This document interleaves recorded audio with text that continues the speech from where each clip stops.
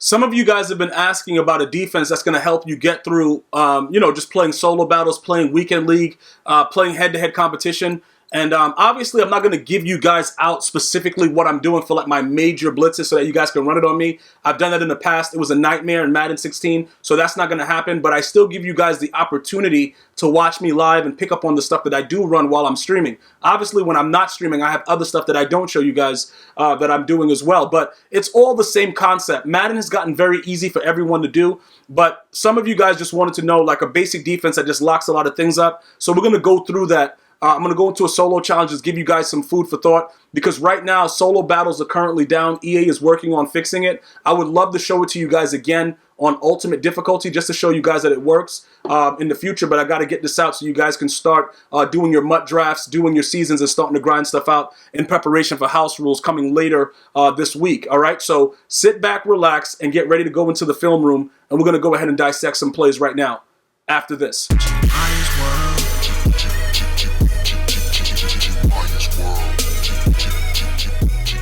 All right, so the first thing that you're going to want to do is defensively, I'm running right now the Panthers Playbook, okay? You can run any 4-3 that you want. Typically, it's just easier to run the 4-3 wide. It's something about 4-3 wide and nickel over G, like nickel big G, whatever you want to call it. But the Panthers defense is what we're going to be using right now. If you guys want to start blitzing and stuff like that, 5-2 has pretty good defenses for that. Obviously nickel, you got double A gap, you got all that stuff. You got the nickel normal. But what I'm going to do right now is, because so many people are saying, Gmia, bro, I don't want to go to another channel and try to see what's going on. Can you give us just like a general concept? So what I'm going to do is, are these full games? Look, how long is this game? Let me see what this is. What is this? Okay, so it's a 4-minute quarter. So at least I have a little bit of time. I don't know exactly what's going on with it, and obviously the computer's a little bit low overall, so I'm going to go ahead and I'm going to show you guys the basis of running 4-3 wide 9.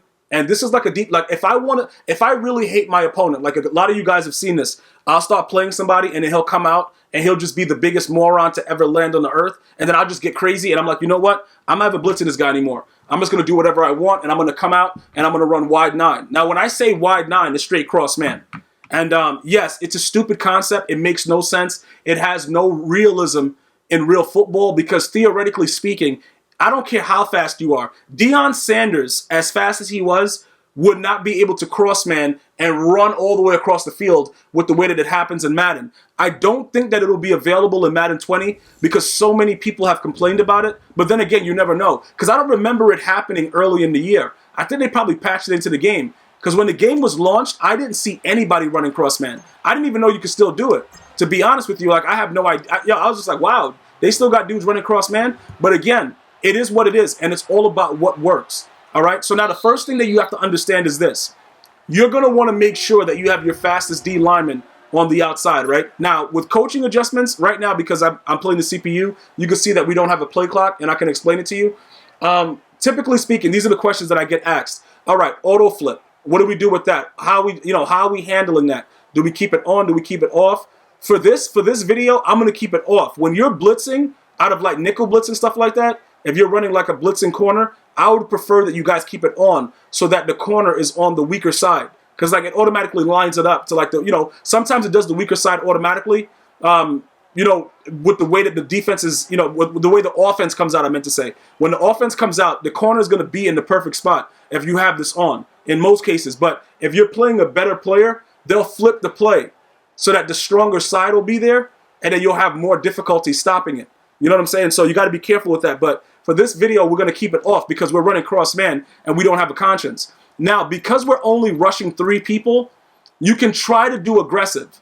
All right? Now, this game is on competitive mode, so generally what happens in this game is what's going to happen in an actual game. You see what I'm saying? Like if you're playing on arcade, it's wacky, but if it happens right now against a CPU on competitive, it'll happen in a real game. Now look, your outside linemen, like the DN and your DNs should be the fastest people with the highest block shed.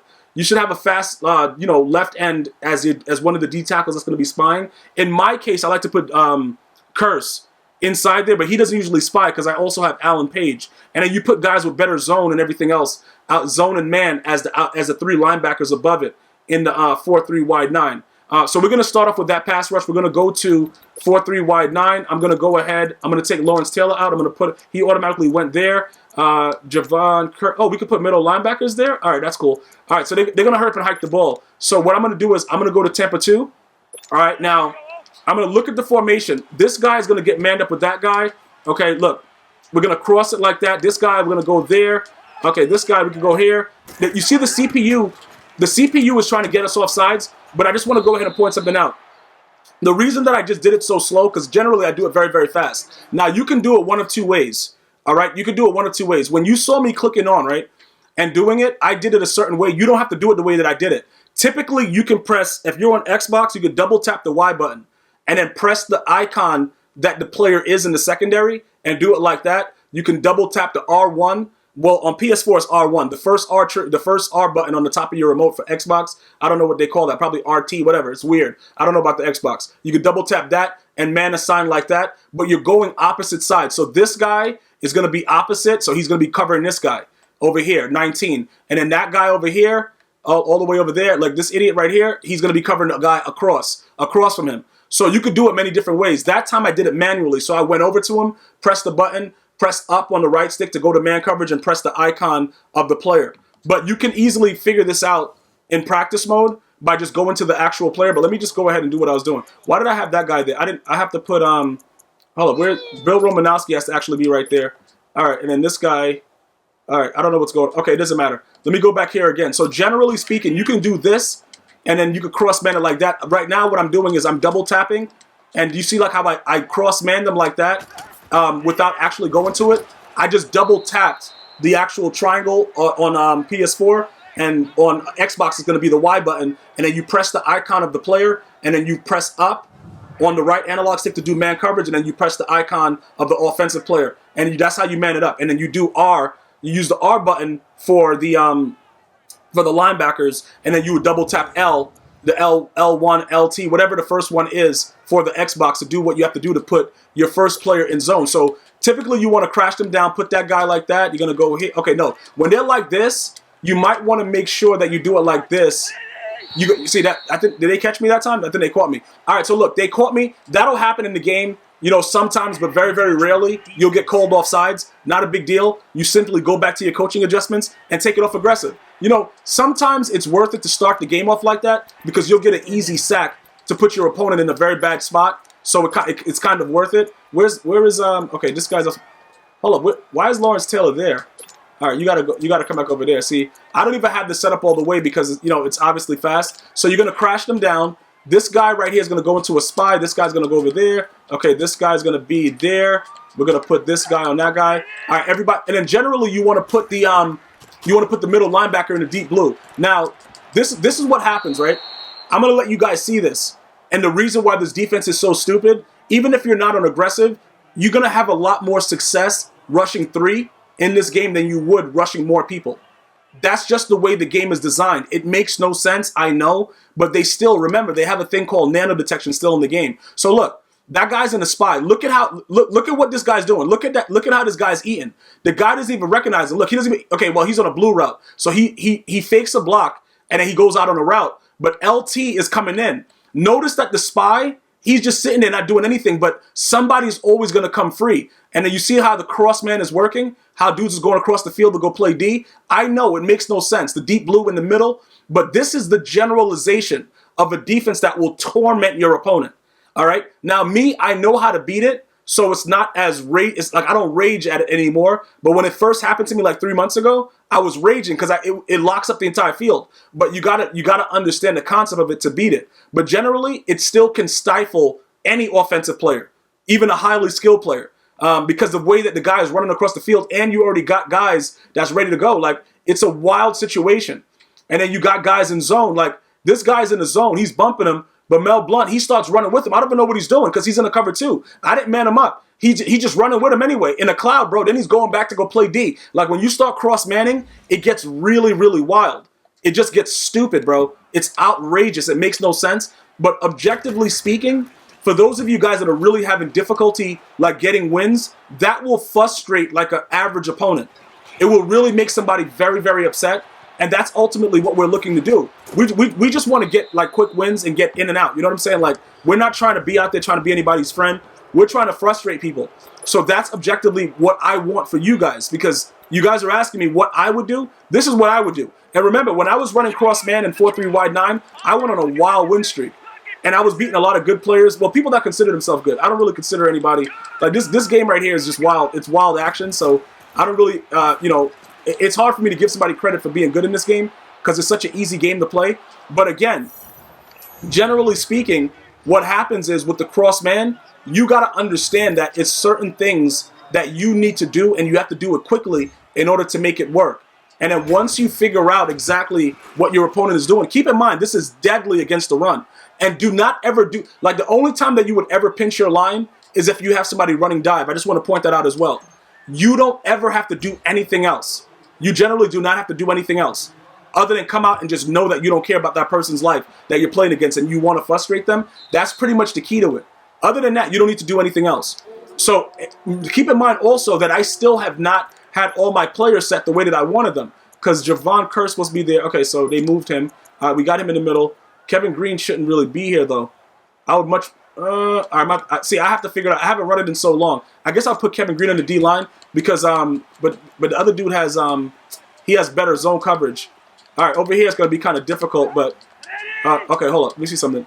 Oh, who was crossman, who's not? And then also, you see all my linemen have out of my way, so that kind of works as well. All right, what we're going to have to do for the purposes of this video, if this was a situation that you had, I would have to take this guy out and leave him, you know, playing linebacker because he has better zone coverage than Green. Kevin Green is generally a guy that is going to play better, you know, on the D-line than he would, you know, play in any other type of defense. So we're going to go ahead and cross-man these guys. What is this guy doing? All right, and then we're going to see what happens. Okay, so keep in mind, guys, one of the things that I want to really point out to you is that we're not on aggressive anymore, and you're going to still get the same pressure. But again, it's worth it to try to see if you can get away with doing it. Always try to get away with doing it. Crash your D line down. Put this guy in the spy. You can put that guy in the deep blue. Oh, no, we're going to put this guy. Okay, he's going to be right here. Okay, I just messed this up. Because when it's trips like that, you want to keep the guy. Why do I have Alan Page right there? I don't know what's going on, but they got that because I set it up too late. But with trips, don't cross man. Keep the safety on that side, manned up with the closest guy. And then if they flip the play, just leave it. It'll be fine. But that's why you saw me, like, you know what I'm saying, when you look at the formations, you got to understand what you're dealing with the formation in order for it to be successful. So right now with cross man, we left the same two, the two cloud flats are still playing where they are. Don't change the cloud flats. If you're having issues with people trying to beat you with crossers, just come out and run it out of cover 3 so that they'll be in deep blues automatically, or you can change it yourself. But that's okay, so let's go. We're going to put him over there. Okay, this guy's going to be over there. We're going to put this guy there. All right, everybody's cross man, cloud flat still in play. Everybody's over there. That's typically what's going to happen in a live game as well. They won't be able to run the ball on you. Even if your players are not as good, cross man is probably the best defense to run in the game still. I don't think that EA is going to go out of their way to patch it for the remainder of the year. So this can absolutely help you get a lot of wins. Pretty much the setup again. You're going to go leave the line the same, crash down, spy the left D tackle. You could put the middle linebacker in a deep blue zone, cross man the safeties, opposite players, opposite sides.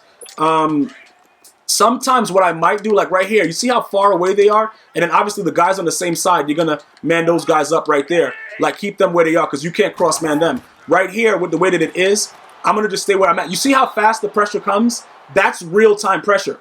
That's really what's going to happen in the game. It looks weird, but that's what's going to happen. And even though you're rushing 3, if you can get away with it, if you can get away with the stuff that's going to happen, you see those block sheds? That's what you're generally looking for. You're looking for instant block sheds. And no matter how good your opponent's offensive line is, you're going to get the block sheds. And that's what you have to really be focused on. And then when you look at the coverage, you see the man-to-man coverage. Ever since Madden 15, linebackers can run with wide receivers. So you don't have to really worry about them. And then again, you have the cloud flats just chilling there. So there's a lot of different ways to manipulate it. Sometimes you don't have to man up. You know, you don't have to man up the middle linebacker. You can just leave him in a deep blue and just chill. And then you play on one of the other linebackers if you want. If you run it out of nickel, it's different. You would have to be very, very careful how you actually go about doing that. If you guys want to see it out of nickel, all you have to do is ask, and I'll be back to, again, to give you guys some more insight into it. But I wanted to get you guys' feet wet with some of the things that I do if I want to frustrate my opponent and make him quit, is crossman him. It's very, very difficult to beat it if you're not familiar with it. So I want you guys to take a look at that. Again, if you want to see it out of nickel, not a big deal. I will give you guys another video. Just go ahead and like it. 200 likes if you want more tip videos like this, and I'll get back to you guys as soon as possible. I want to thank you guys and girls for watching. Until next time, one love.